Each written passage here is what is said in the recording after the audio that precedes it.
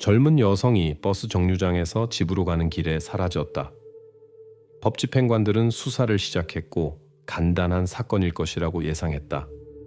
하지만 모두의 놀라움 속에서 이 사건은 영국 범죄 역사상 가장 복잡하고 떠들썩한 이야기 중 하나로 발전했다.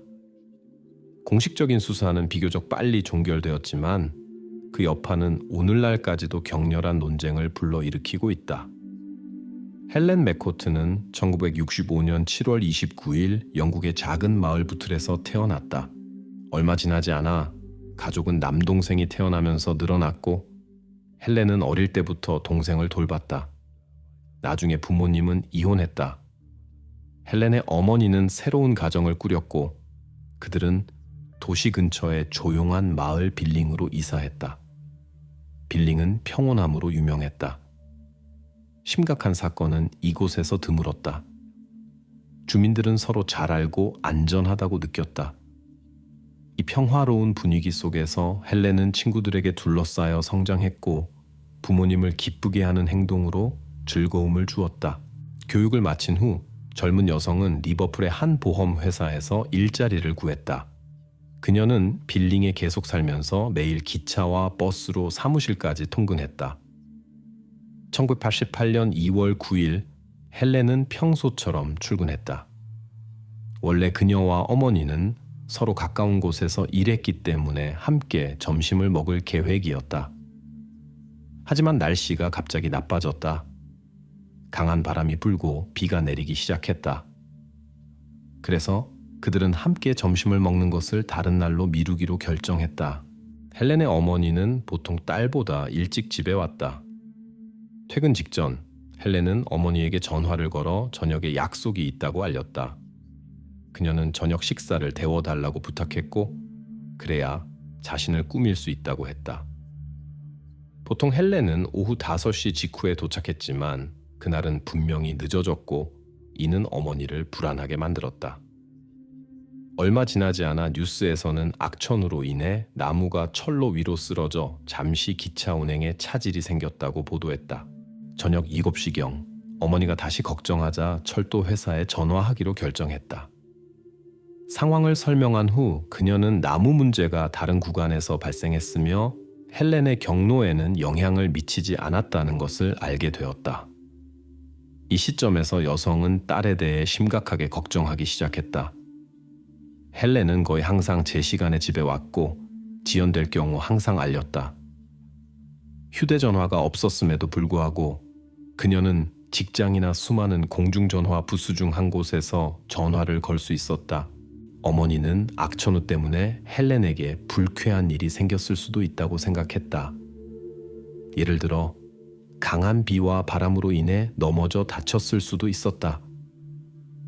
걱정하는 어머니와 아들은 헬렌과 비슷하게 생긴 사람을 찾기를 바라며 주변 병원에 전화를 걸기 시작했다. 하지만 그들의 수색은 성공하지 못했다. 딸이 직장에 더 오래 머물렀을 수도 있다고 생각한 여성은 사무실에 연락했다. 그곳에서는 헬렌이 이미 몇 시간 전에 직장을 떠났다고 알려주었다. 젊은 여성의 친구들도 그녀가 어디에 있을지 전혀 몰랐다.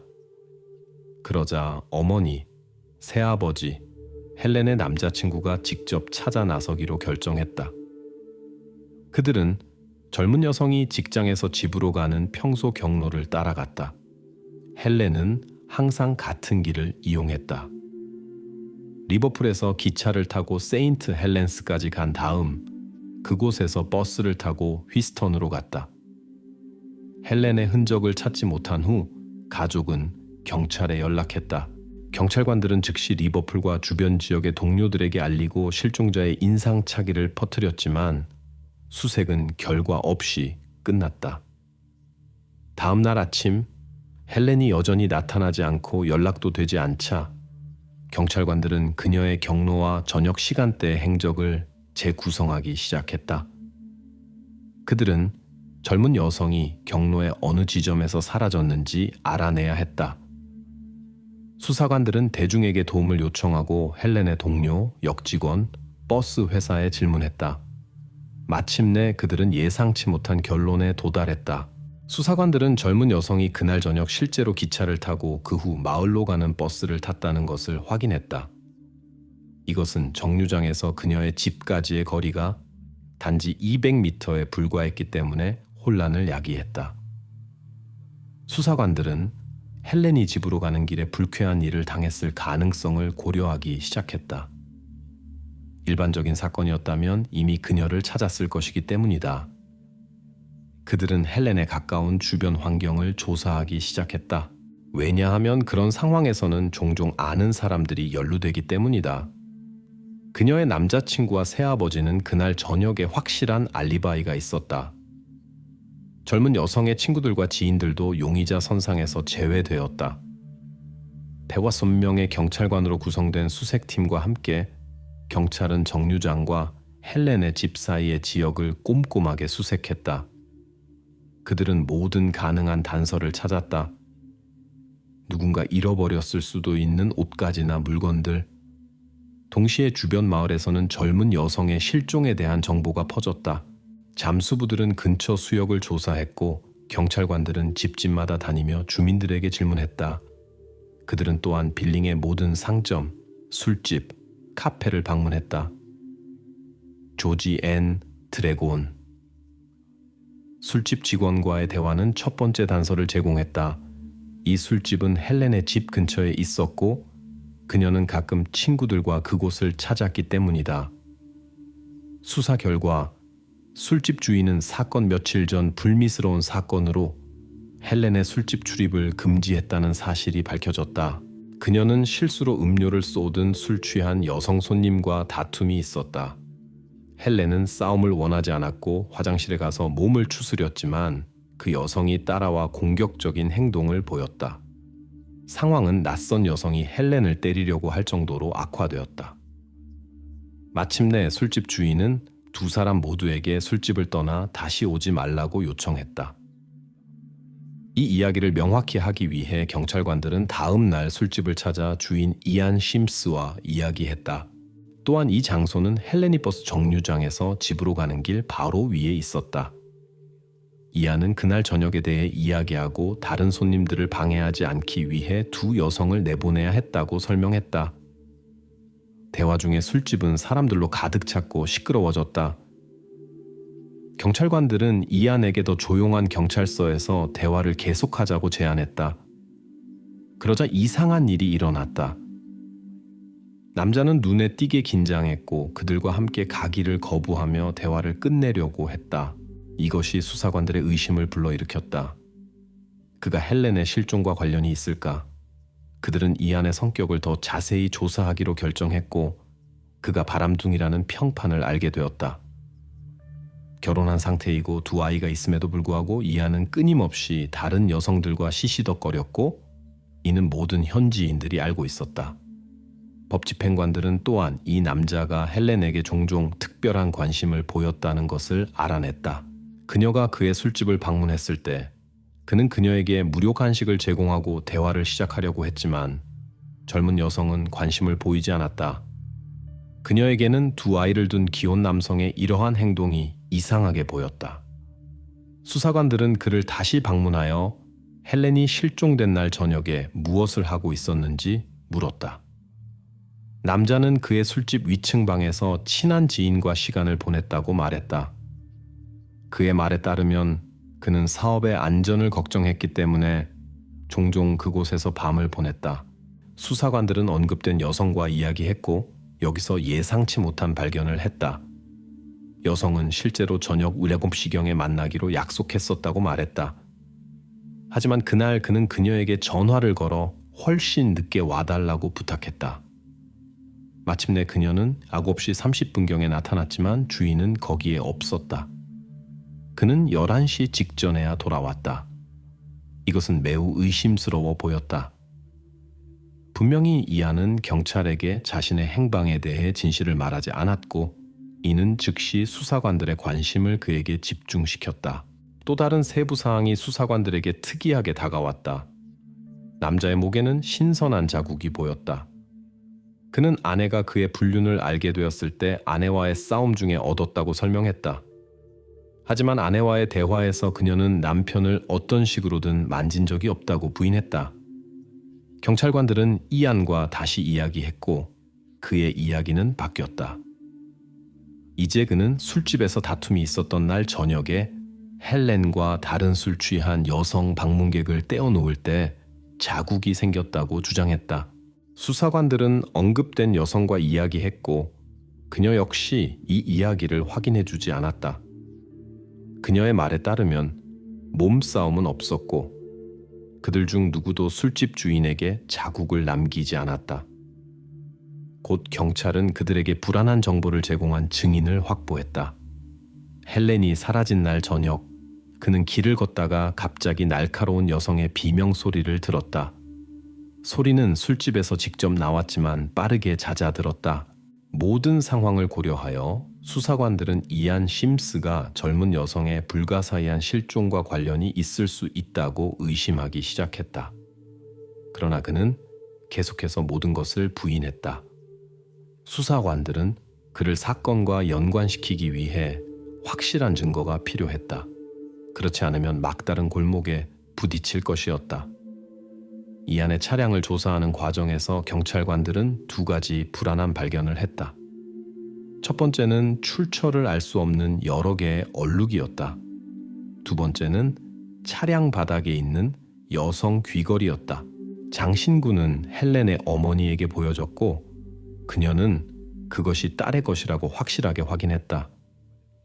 이에 따라 이안은 헬렌의 실종에 연루된 혐의로 체포되었지만 그녀의 운명은 여전히 불확실했다. 술집과 1층 아파트를 수색하는 과정에서 새로운 증거가 발견되었다. 두 장소 모두에서 지워진 것처럼 보이는 거의 보이지 않는 흔적이 발견되었다. 이 얼룩 중 하나에서 전문가들은 이안의 지문을 발견했다.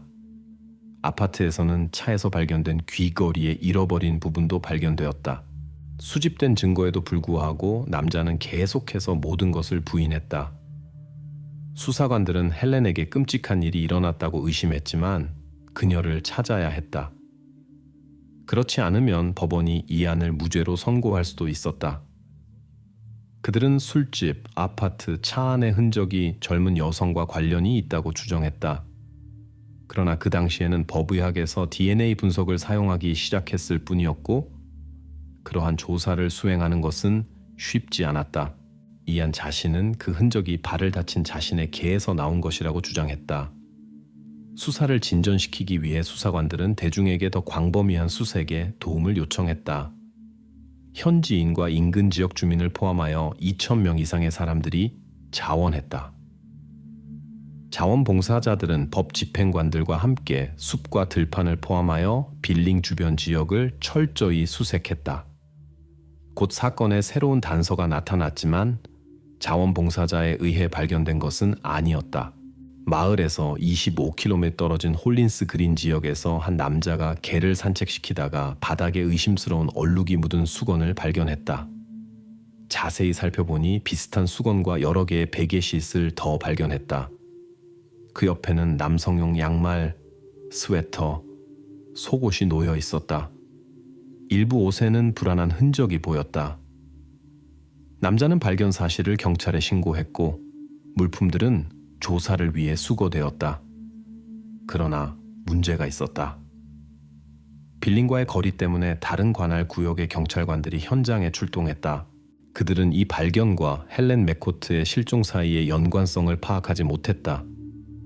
이러한 이유로 그녀의 수색을 담당했던 수사관들은 이 물품들의 발견 사실조차 알지 못했다. 마침내 경찰관들은 이 사건들 사이에 연관성이 있다는 것을 인식했다. 발견된 스웨터에 적힌 글씨가 도움이 되었다.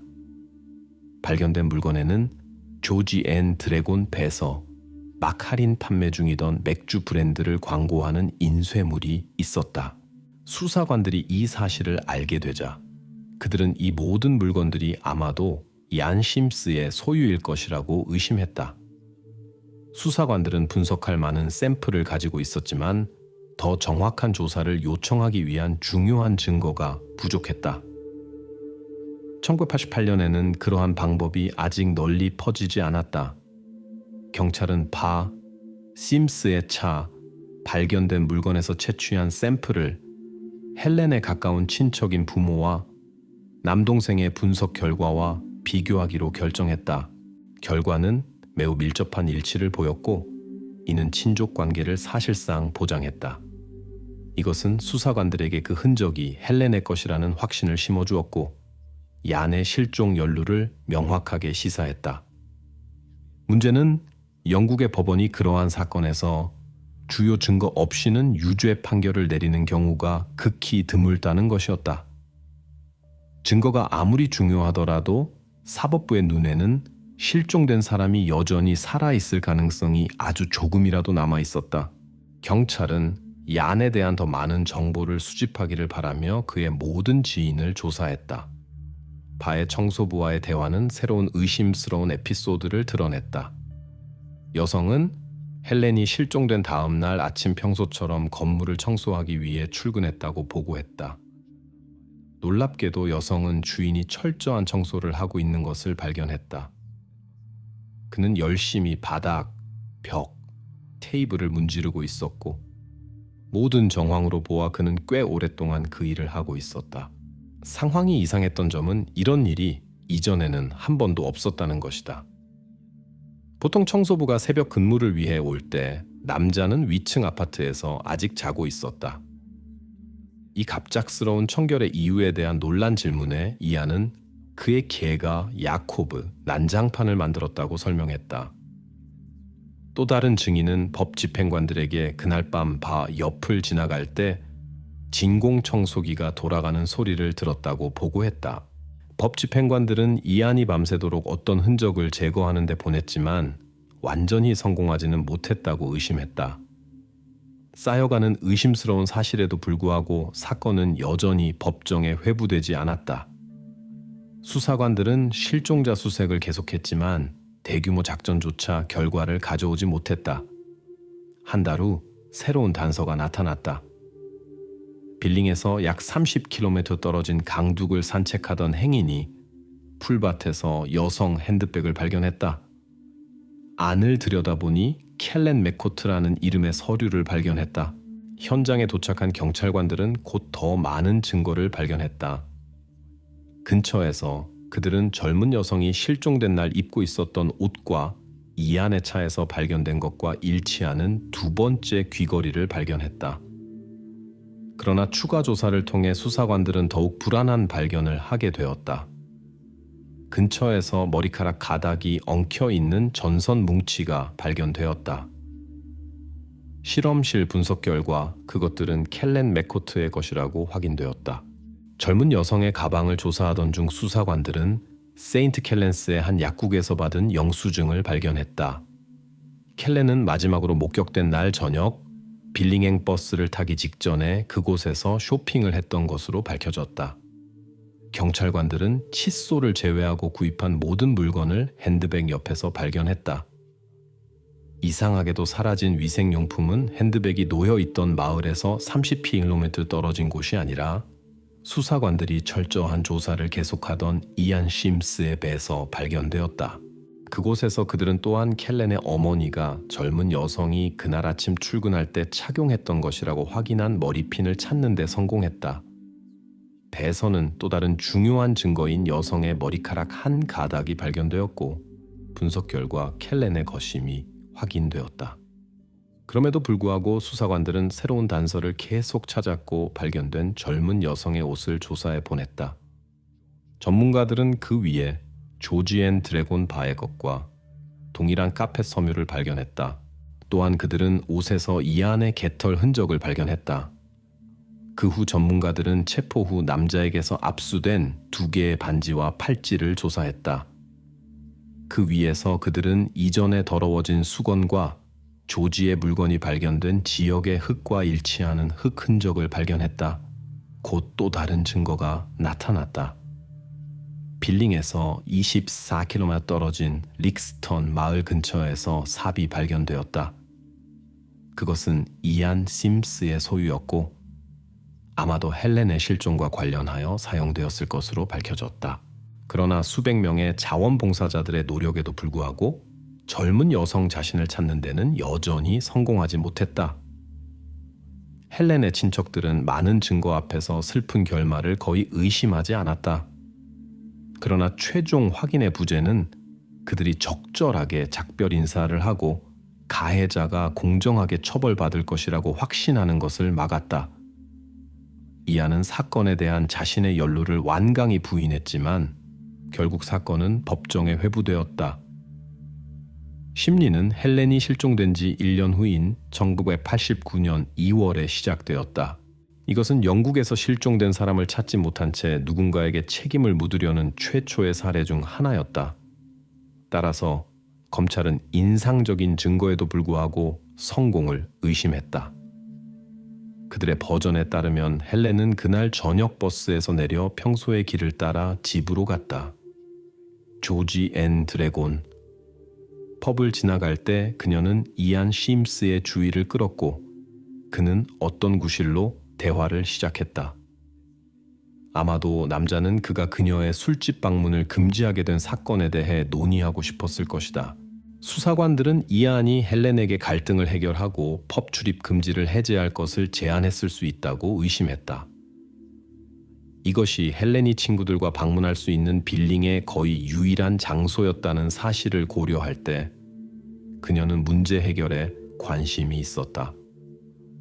분명히 남자는 그 시점에 손님이 없었던 술집으로 그녀를 초대했다. 잠시 후 예기치 않은 일이 일어났고 이는 우연한 행인의 증언으로 확인된다. 여성의 비명소리가 그에게 들렸고 빠르게 잦아들었다. 헬렌과의 만남 후 이안은 전기 케이블 조각을 사용하여 그녀를 2층에 있는 자신의 아파트로 데려갔다. 그곳에서 아마도 불미스러운 일이 일어났고 그 후 그는 새벽까지 기다렸다가 헬렌을 채 태웠다. 남자는 그녀를 빌링에서 멀리 떨어진 곳으로 데려가 숨겼고 그런 다음 그녀의 물건, 그의 옷, 그리고 다른 물건들을 여러 외딴 곳에 흩뿌렸다. 그의 동기에 대해서는 여러 가지 추측이 있었다. 첫 번째는 개인적인 것이었다. 많은 증인들의 보고를 통해 수사관들은 이안이 젊은 여성에게 여러 차례 관심을 보였지만 그녀는 항상 그를 거절했다는 것을 알고 있었다. 아마도 그는 그날 저녁 자신의 불미스러운 의도를 실행에 옮길 기회를 보았을 것이다. 두 번째 추측은 그들 사이의 대화 중에 오해가 생겨 그가 분노하여 그녀에게 해를 입혔다는 것이었다.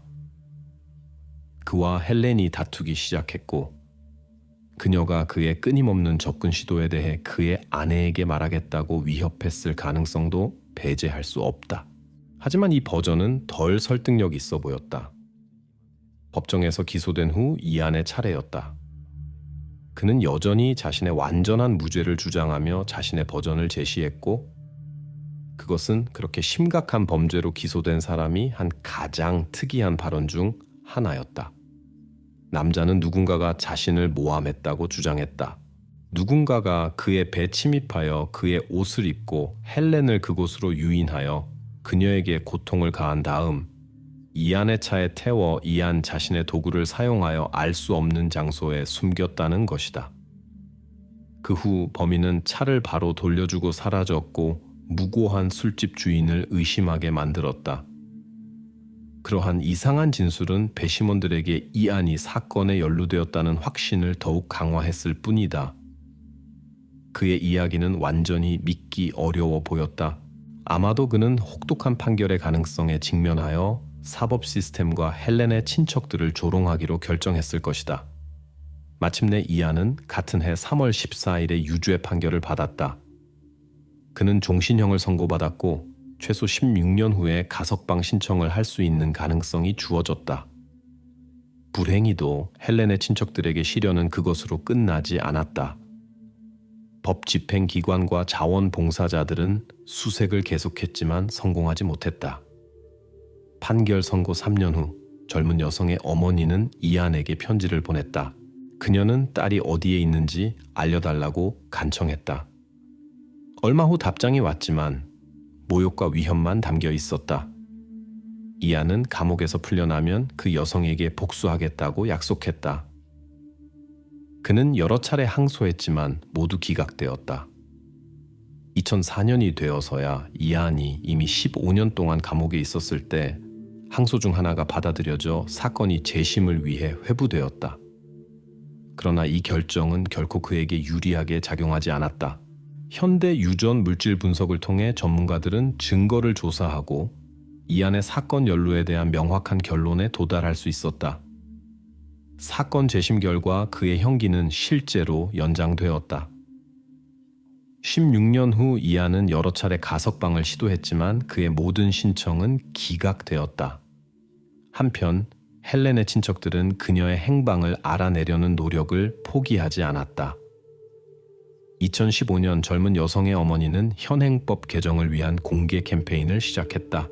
그녀는 유죄 판결을 받은 자가 실종자의 소재를 밝히지 않는 한 가석방 권리를 박탈할 것을 제안했다.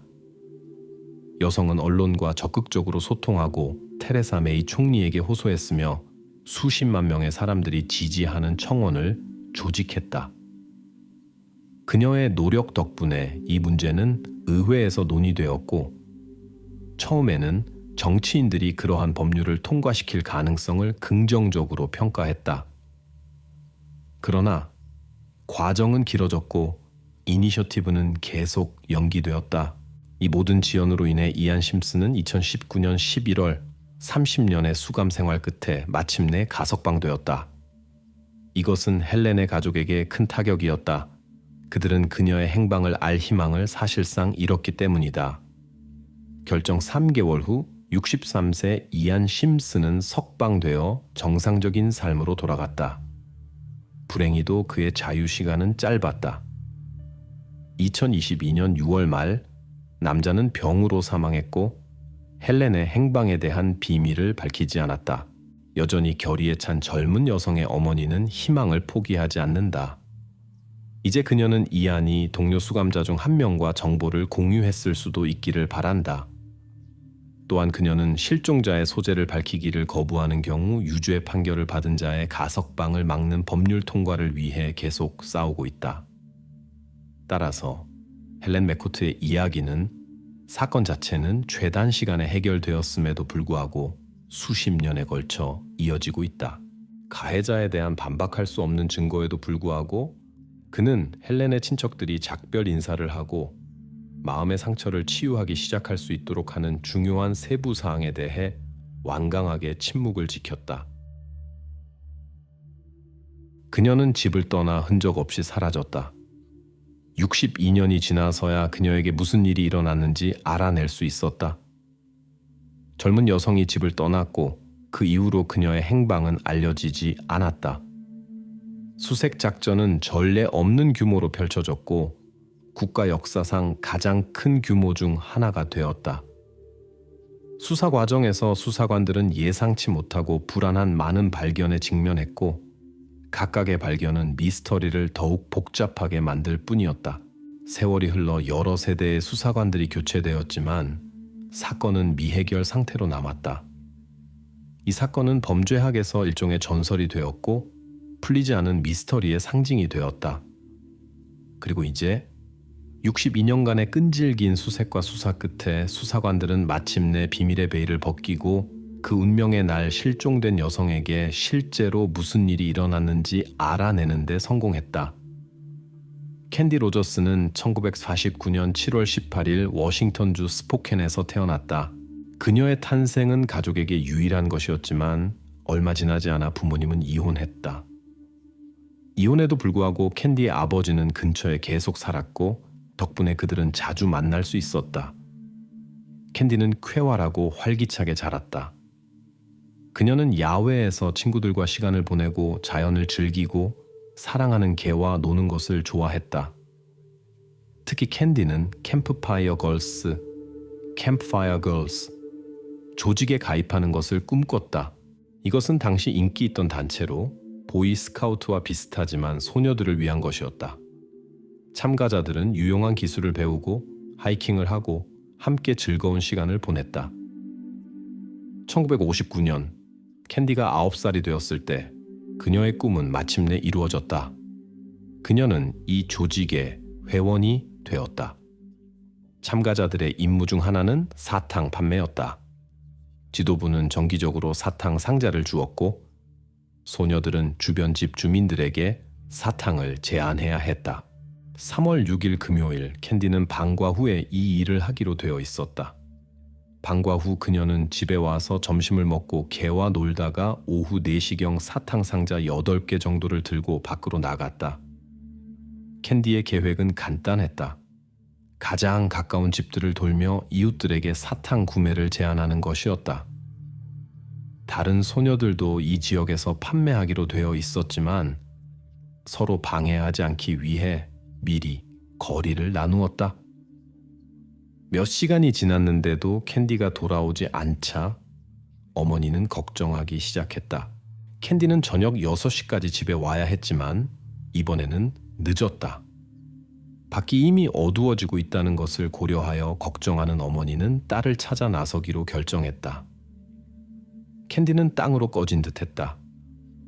할아버지는 온 동네를 뒤졌지만 손녀는 어디에도 보이지 않았다. 점차 가족의 친구들과 이웃들이 돕기 위해 수색에 합류했다. 모든 노력에도 불구하고 단서는 찾을 수 없었다. 마침내 캔디의 어머니는 법 집행기관에 연락하기로 결정했다. 이 시점에는 이미 어두워졌고 캔디의 운명에 대한 걱정은 커졌다. 법 집행관들은 즉시 수색에 착수하여 주민들을 신문하기 시작했다. 캔디는 사탕 상자를 단 하나만 팔았다는 것이 밝혀졌다. 이것은 그녀가 집을 나선 직후에 무슨 일이 일어났을 수도 있다는 것을 시사했다. 그러나 한 주민은 오후 6시 30분경 옆길에서 캔디를 보았다고 주장했다. 이는 캔디의 어머니가 그 시점에 이미 딸을 찾고 있었기 때문에 이상하게 보였다. 할아버지도 흥미로운 관찰 결과를 공유했다. 증인이 말했던 같은 거리에서 손녀를 찾고 있을 때 그는 빠른 속도로 지나가는 채 거의 치일 뻔했다. 운전자는 심지어 연석 위로 운전했다. 할아버지는 번호판을 볼 수 없었지만 1953년형 녹색 포드였다는 것을 기억했다. 수사관들은 이 차량에 대한 수배령을 내렸지만 찾을 수 없었다. 1시간 후인 저녁 9시경 그들은 다리 근처 길가에 흩어져 있는 여러 개의 사탕 상자를 발견했다. 상자들이 캔디의 것이라는 것은 분명했고 이 발견은 일반적인 불안감을 더욱 증폭시켰다. 법 집행기관은 이 지역의 수색을 집중하고 강 양쪽 기슭과 양쪽에 있는 작은 숲 지역을 샅샅이 뒤지기 시작했다. 수색은 밤새 계속되었지만 결과는 없었다. 아침에 캔디의 실종 소식이 지역 신문에 실렸고 곧 주 전역의 언론이 이 사건을 보도했다. 1959년에 집 근처에서 사람이 갑자기 사라지는 것은 극히 드문 예외적인 사건이었다. 도시 주민들은 수년 동안 그러한 사건에 직면하지 않았기 때문에 이 사건은 전체 인구에게 깊은 우려를 불러일으켰다. 첫 햇살과 함께 법 집행관들은 추가 인력을 투입하여 수색 작전을 강화했다. 수색에는 기마순찰대, 오프로드 차량 그룹, 심지어 헬리콥터로 공중 감시를 수행하는 군대까지 참여했다. 스포켄과 주변 지역에서 온 많은 자원봉사자들도 수색 작전에 합류했다. 총 1,000명 이상이 수색에 참여하여 이 작전은 국가 역사상 가장 큰 규모 중 하나가 되었다. 수색 지역은 소녀의 집 주변 방형 18km를 포함했지만 그녀의 흔적은 찾을 수 없었다. 같은 날 또 다른 슬픈 사건이 발생했다. 수색 헬리콥터가 전력선에 부딪혀 추락했다. 이 사고는 5명의 승무원 중 3명에게 비극적인 결과를 초래했다. 결과가 없음에도 불구하고 수색 작전은 여러 날 동안 계속되었다. 법 집행관들은 캔디를 찾기를 바라며 서로 교대하며 24시간 내내 일했다. 수색 첫 며칠 동안 수사관들은 가능한 단서에 대한 약 750건의 제보를 받았다. 각 제보는 신중하게 검토되었지만 불행히도 어느 것도 수사에 돌파구를 마련하지 못했다. 약 2주가 조금 지난 후 지역 기지에서 온 2명의 군인이 스포켄 서쪽 숲으로 들어갔다. 산책 중에 그들은 바닥에 있는 어린이 신발을 발견했고 즉시 캔디의 실종을 떠올렸다. 많은 동료들이 소녀 수색에 참여했기 때문에 이 이야기는 모두의 입에 오르내렸다. 발견 사실은 즉시 수사관들에게 보고되었고 수사관들은 신발을 캔디의 할아버지에게 보여주었다. 그는 그것이 실제로 손녀의 물건임을 확인했다. 이에 따라 숲에서 대규모 수색 작전이 시작되었다. 얼마 지나지 않아 경찰관 중 한 명이 소나무 가지로 덮인 덤불 속에서 캔디를 발견했다. 전문가들은 소녀가 숨을 쉬지 않는다는 것을 확인했다. 그들은 그 원인이 질식이며 자신의 침에서 찢어진 천조각으로 인한 것이라고 결론지었다. 소녀에게는 그녀의 의지에 반하여 붙잡혔음을 시사하는 흔적이 발견되었다. 그러나 근처에서 강압적인 구속을 위한 장치는 발견되지 않았다. 또한 캔디가 부적절하게 다루어졌다는 징후도 있었다. 근처에서 녹색 자동차 시트 커버가 발견되었지만 사건과의 연관성은 밝혀지지 않았다. 캔디의 옷에서는 포도껌 냄새가 나는 작은 보라색 얼룩이 발견되었지만 이 세부 사항의 의미도 불분명했다. 중요한 증거 없이 수사관들은 사실상 맹목적으로 행동했다. 그들은 들어오는 제보를 확인하고 이후부터 의심스러운 인물과 전과자까지 수백 명의 사람들의 가능한 연루를 조사했다. 곧 그들의 관심은 50세의 알프레드 그레이브스에게 집중되었다. 의심의 이유는 특이했다. 남자는 캔디가 발견된 바로 그날 사망했다.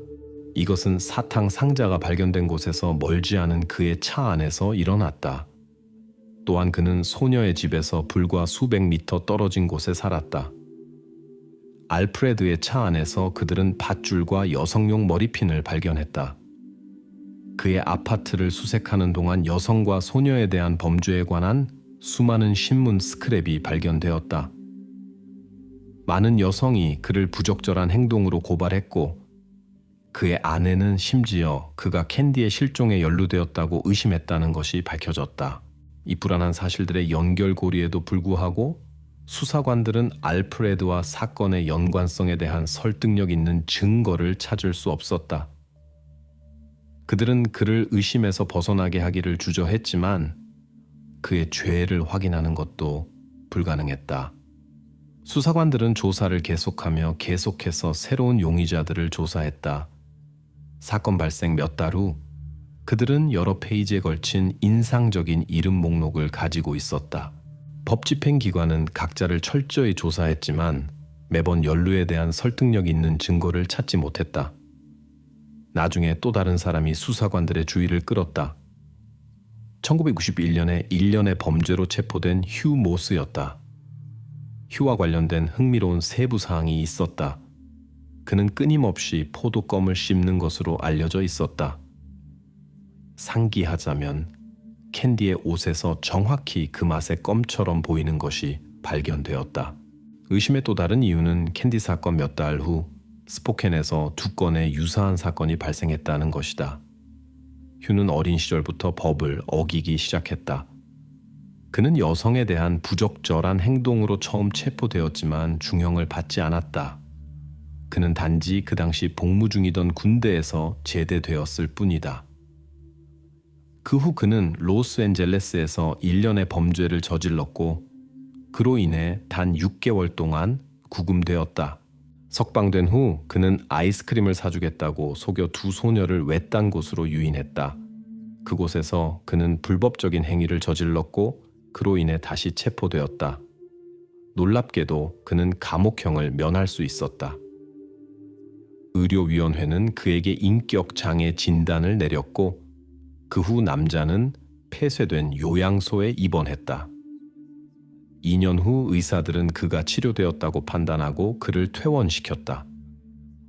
휴는 스포켄으로 이사했고 그곳에서 그의 부적절한 행동을 계속했다. 1959년 11월 그는 28세 여성의 집에 침입하여 불법적인 행위를 저질렀다. 10개월 후 69세 여성에게 유사한 사건이 발생했다. 그 후 그는 도시를 떠났고 다음 몇 달 동안 여성과 소녀들에 대한 부적절한 행동을 계속했다. 휴는 FBI가 그를 다루기 시작할 때까지 전국을 여행했다. 그는 10대 지명 수배자 명단에 올랐고 곧 체포되었다.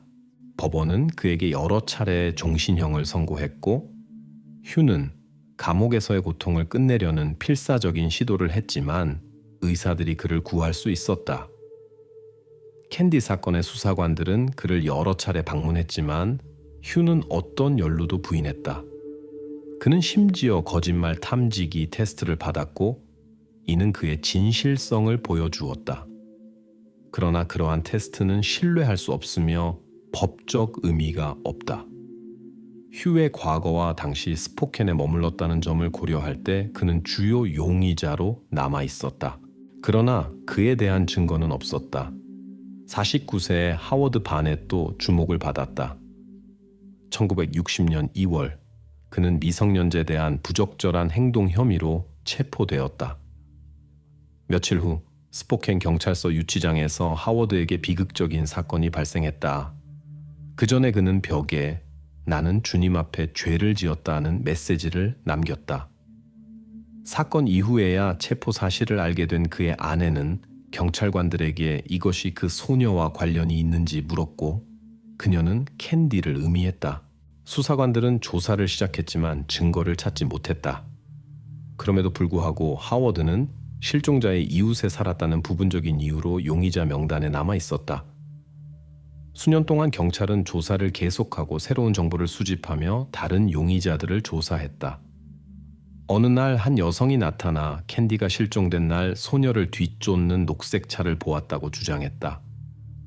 수사관들은 이 차량을 찾기 위해 집중적으로 노력했지만 성공하지 못했다.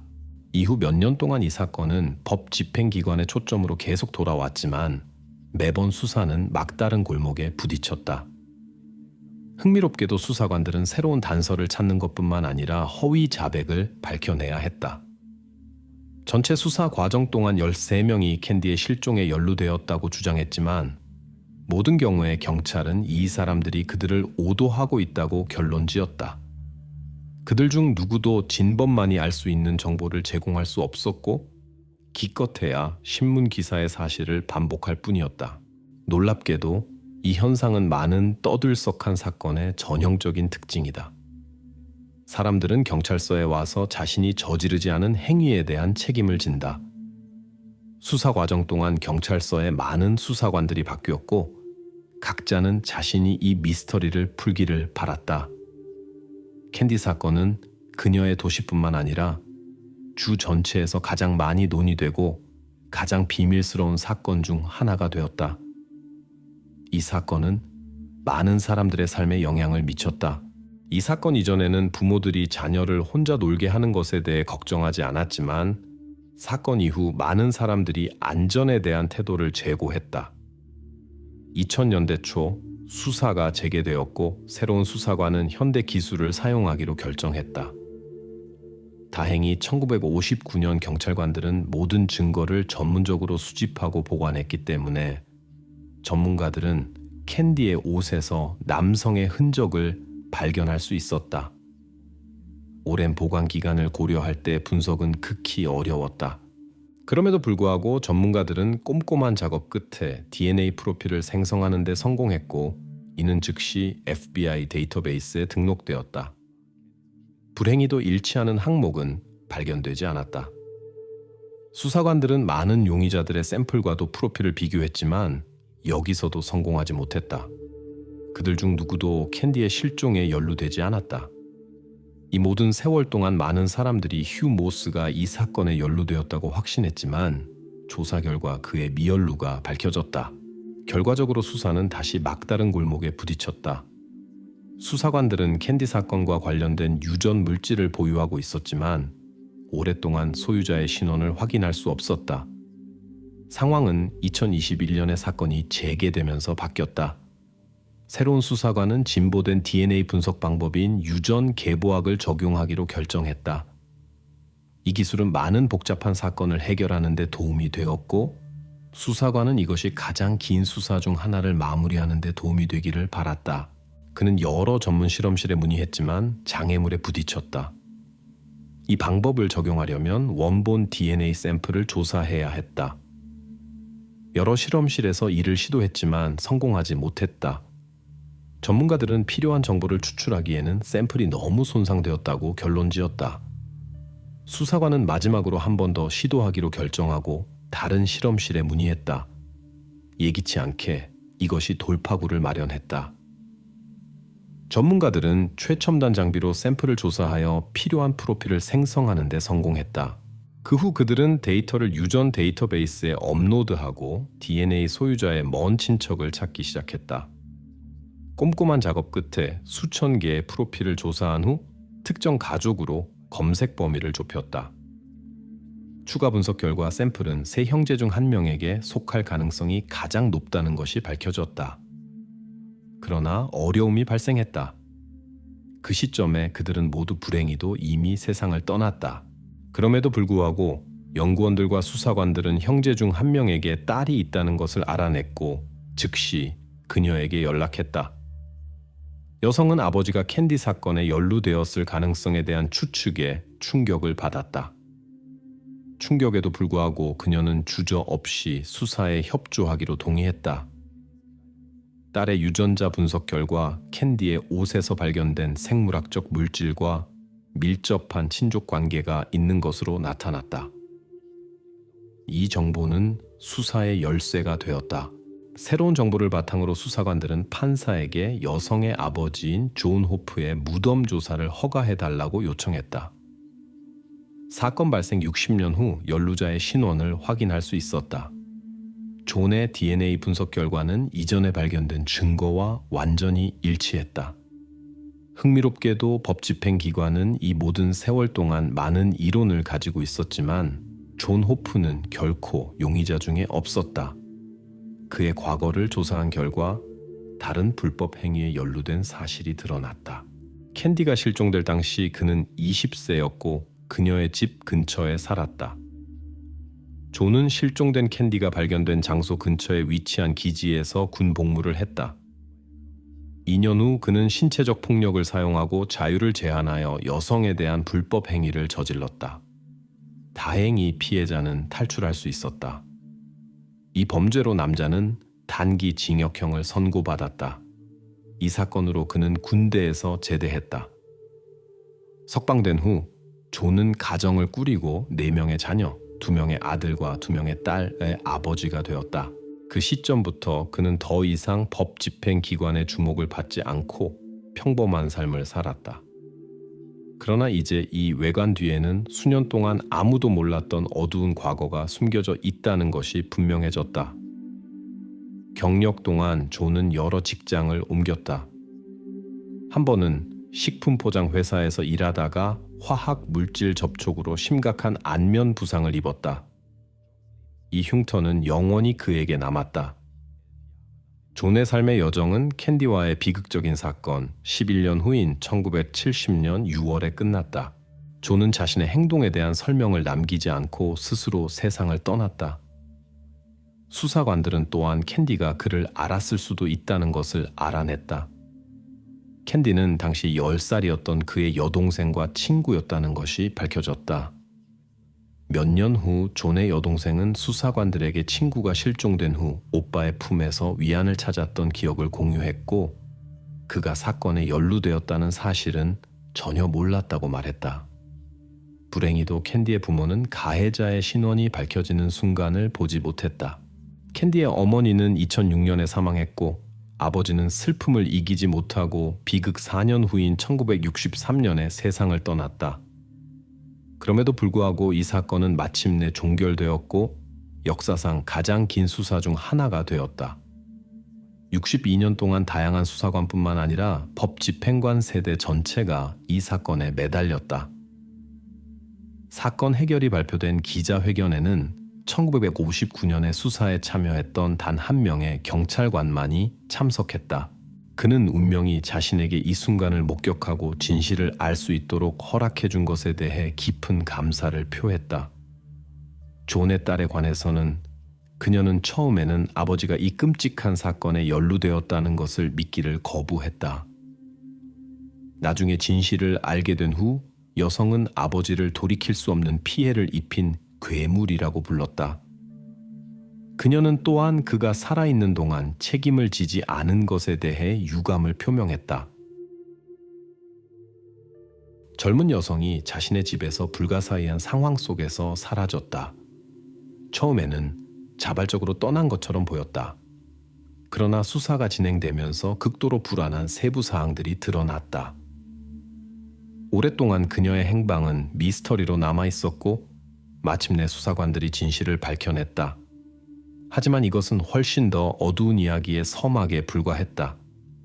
헤더 처치는 1978년 7월 7일 미국 콜로라도주 블랙포레스트라는 작은 마을에서 태어났다. 나중에 부모님은 3명의 아들을 더 낳았고 헤더는 어릴 때부터 그들을 돌보는 것을 도왔다. 그녀는 활기차고 쾌활했으며 친구가 많았고 그들과 시간을 보내는 것을 좋아했다. 헤더는 바이올린 연주도 즐겼고 우등생이었다. 헤더가 아주 어렸을 때 부모님은 이혼하기로 결정했다. 그녀와 남동생들은 어머니와 함께 남았고 아버지는 콜로라도 스프링스로 이사했다. 헤더는 부모님의 이혼으로 매우 힘들어했지만 아버지와의 연락을 유지하려고 노력했다. 이 사건 이후 그녀는 어린 남동생들을 돌보는데 더 많은 시간을 할애해야 했다. 1991년 9월 17일 헤더는 어린 남동생을 돌보기 위해 집에 남았다. 어머니는 다른 2 아이를 스카우트 모임에 데려다주고 저녁에 돌아올 계획이었다. 아들들을 기다리는 동안 어머니는 상황을 확인하기 위해 집에 전화를 걸기로 결정했다. 헤더는 동생과 함께 TV를 보고 있다고 말했다. 어린 동생이 잘 시간이 되었음에도 불구하고 어머니는 그들이 프로그램을 끝까지 보도록 허락했고 헤더에게 그 후에 동생을 재우라고 부탁했다. 그녀는 또한 10시경에 돌아올 것이라고 알렸다. 10시 15분경 집에 도착했을 때 여성은 거의 모든 곳에 불이 꺼져 있는 것을 발견했다. 이것은 그녀에게 이상하게 보였는데 왜냐하면 헤더가 돌아오기 전에 잠들었을 것이라고 의심했기 때문이다. 현관에서 그녀는 문이 잠겨 있지 않다는 것을 발견했다. 어머니는 헤더가 고양이를 내보내고 문을 닫는 것을 잊었을 수도 있다고 추측했다. 안에서 여성은 약간의 어수선함을 보았는데 이는 평소와 달랐다. 그녀의 집은 항상 청결과 질서가 유지되었고 아이들은 물건을 어지럽히지 않고 스스로 정리했다. 하지만 지금은 모든 것이 달라 보였다. 예를 들어 부엌의 의자 하나가 넘어져 등받이가 테이블에 기대어 있었다. 일부 물건들은 평소 자리에 있지 않았다.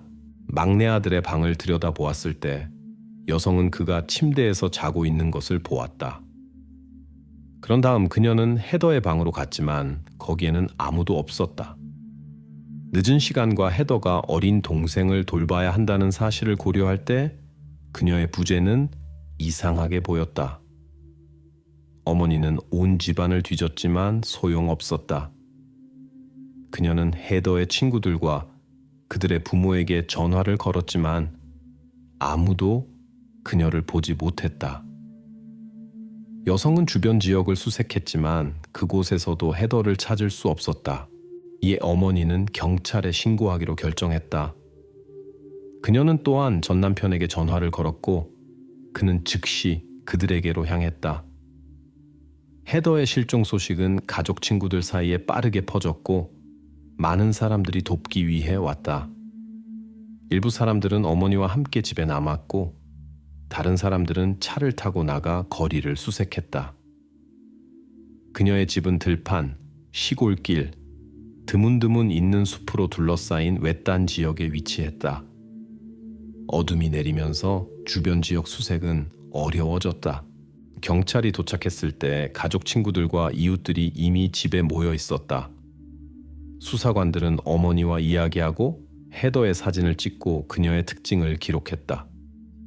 처음에 어머니는 블라우스를 언급했지만 나중에 집안의 물건들 사이에서 그것을 발견했다. 헤더의 옷장을 살펴보던 중 그녀는 미키마우스가 그려진 티셔츠 하나만 없다는 것을 알아차렸다. 헤더가 재운 어린 남동생도 그녀가 어디로 사라졌는지 몰랐다. 그는 어머니가 돌아온 후에야 깨어났다. 경찰은 다음 날 아침이 되어서야 적극적인 수색을 시작했다. 집 주변으로 몇 킬로미터에 걸쳐 대규모 수색 작전이 조직되었다. 대부분의 이웃들도 신문을 받았다. 그러는 동안 전문가들은 중요한 것을 찾기 위해 집을 조사했다. 사건 당일 저녁 많은 사람들이 그곳에 있었기 때문에 작업은 더욱 어려워졌다. 결국 중요한 발견은 없었다. 어느 시점에서 어머니는 방 중 하나를 정리하고 싶었지만 제지당했다. 가능한 흔적이 지워질 수 있다는 설명을 들었다. 그때 여성에게 흥미로운 생각이 떠올랐다. 집에서 딸을 찾을 때 그녀는 이상한 것을 발견했다. 창문 중 하나의 방충망이 잘못 부착되어 있었다. 당시에는 그것에 의미를 두지 않았지만 수사관들에게는 중요한 세부 사항이 되었다. 전문가들은 창문을 면밀히 조사하고 방충망 프레임에서 여러 개의 지문을 발견했다. 이것들은 집 거주자들과 저녁 손님들의 모든 지문과 비교되었다. 일치하는 것은 없었다. 이전에 헤더가 스스로 떠났을 수도 있다고 생각했다면 이제 그녀가 강제로 끌려갔을 수도 있다고 심각하게 의심했다. 경찰의 견해에 따르면 누군가가 바로 이 창문을 통해 집에 침입한 다음 헤더와 함께 정문으로 집을 나갔을 수 있다. 추적견을 가진 전문가들이 불려왔고 그들은 냄새를 따라갔다. 그러나 여기서 수사관들은 예상치 못한 반전에 직면했다. 원래 그들은 범인이 헤더를 집 밖으로 데리고 나가 차로 데려갔다고 생각했다. 하지만 추적견들은 사실상 이 이론을 반박했다. 그들은 현관문에서 길까지 그리고 근처의 작은 연못까지 냄새를 따라갔다. 경찰은 이전에 이 수역을 조사했지만 눈에 띄는 것을 발견하지 못했다. 개들이 다시 그곳으로 이끈 후 전문가들은 더 철저한 조사를 수행했지만 이번에도 단서를 찾지 못했다. 다음 며칠 동안 수사관들은 의심스러운 사건에 대한 여러 건의 신고를 받았지만 모두 쓸모없는 것으로 판명되었다.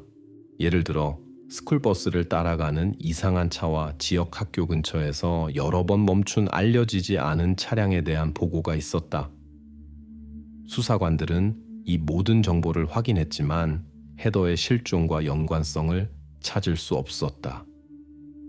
이 사건의 첫 번째 심각한 용의자는 헤더의 아버지 마이클이었다. 그의 전 부인은 경찰에게 그가 때때로 아이들에게 상당히 엄격할 수 있으며 잘못된 행동에 대해 지나치게 가혹하게 반응할 수 있다고 말했다. 그러면서도 여성은 그가 격한 성격에도 불구하고 아이들을 진심으로 사랑했으며 모두 아버지와 좋은 관계를 유지했다고 강조했다. 수사관들은 마이클과 이야기하기로 결정했고 그는 실종 당일 저녁에 어디에 있었는지 그들에게 말했다. 퇴근 후 그는 헬스장에 갔다가 교회에 갔고 마침내 집으로 돌아갔다. 그곳에서 그는 친구와 오랫동안 전화 통화를 했고 그때 전 부인이 딸에 대한 불안한 소식을 전했다. 법 집행관들은 이 정보를 확인하고 그 정확성을 확신한 후 아버지를 더 이상 사건에 연루된 것으로 간주하지 않았다. 실종 후 며칠 동안 수사관들은 중요한 단서를 찾지 못했다.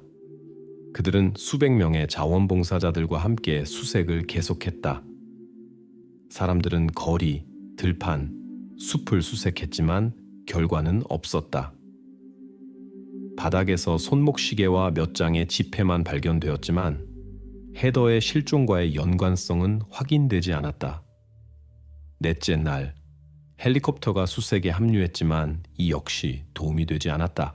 가족의 지인들과 다른 관계자들은 이웃 도시들의 1만 장 이상의 전단지를 배포했고 헤더의 부모는 지역 TV에 출연하여 도움을 호소했다. 부유한 지인은 어떤 정보에 대해서든 1만 달러의 보상금을 제안했지만 이것도 결과를 가져오지 못했다. 경찰은 또한 창문에서 발견된 지문을 국립 데이터베이스와 대조하려고 시도했지만 성공하지 못했다. 나중에 수사관들은 몇 가지 추가 제보를 받았지만 모두 막다른 골목으로 판명되었다.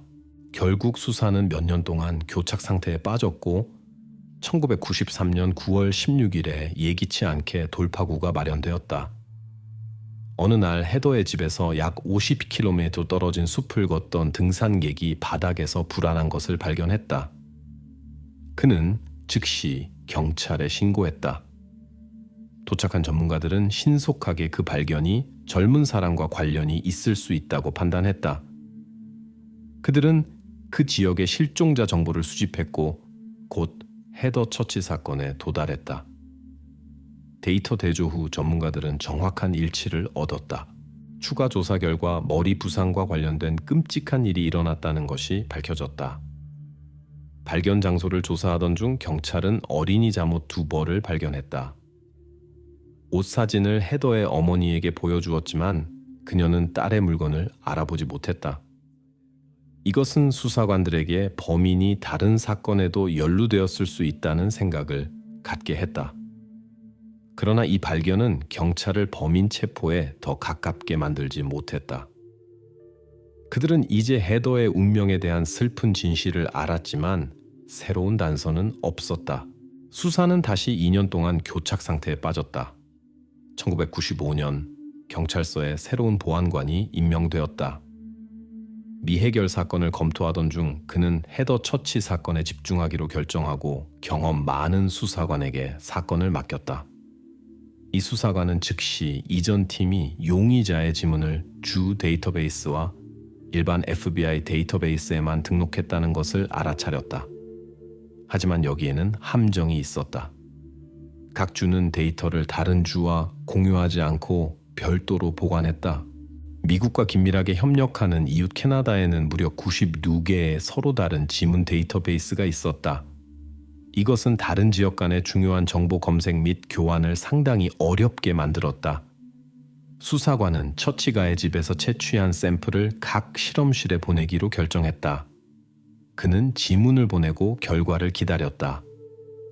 열흘 후 오랫동안 기다려온 돌파구가 찾아왔다.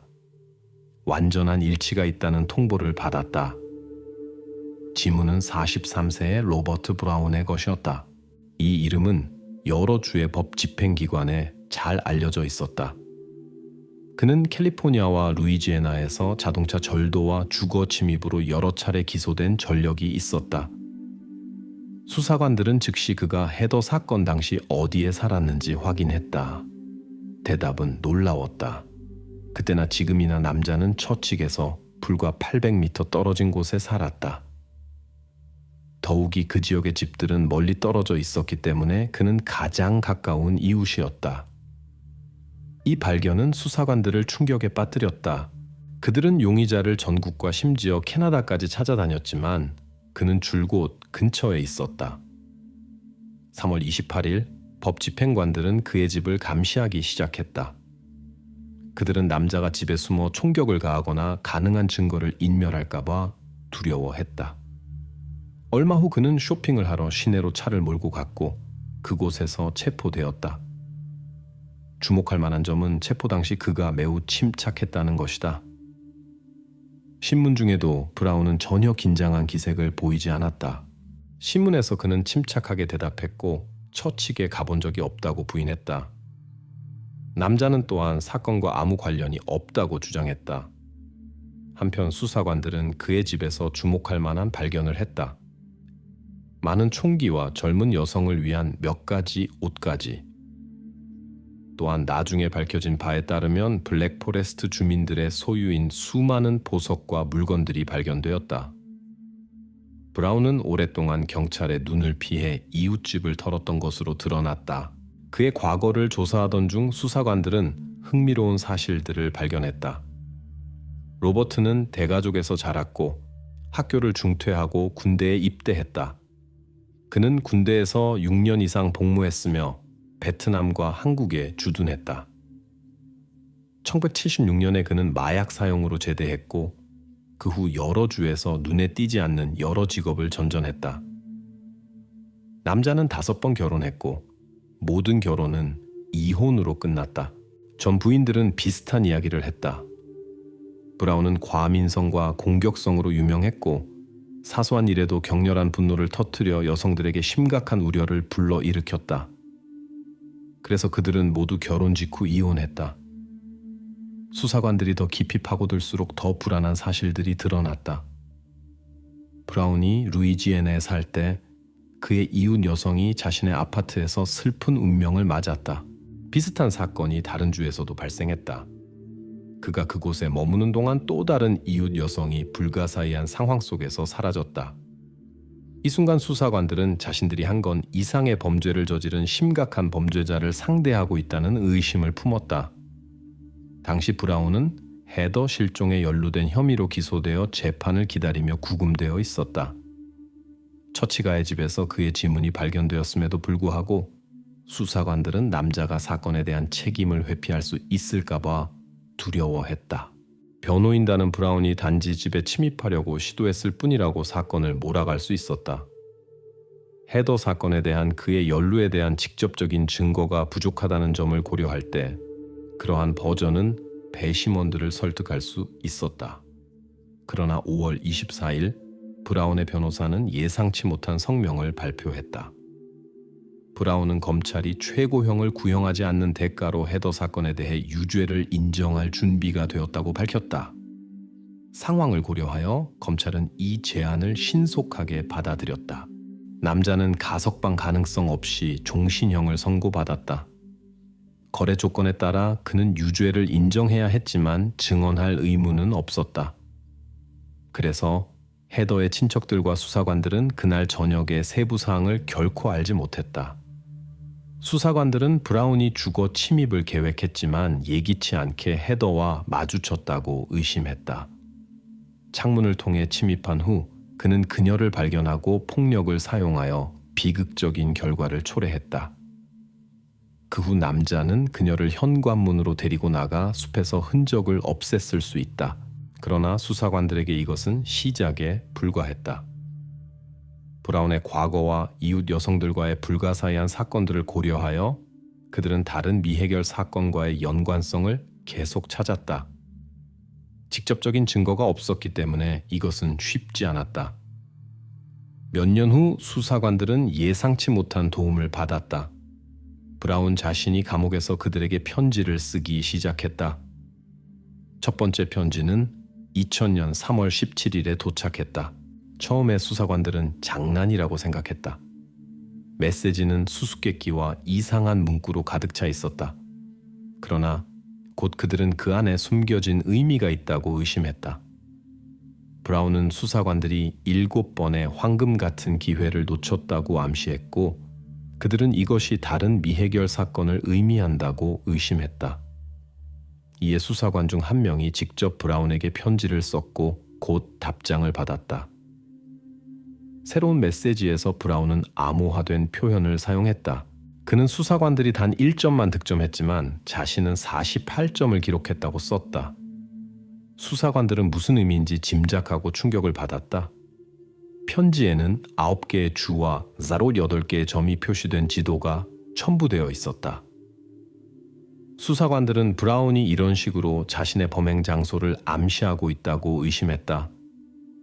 문제는 이 그림을 바탕으로 피해자를 찾는 것이 불가능하다는 것이었다.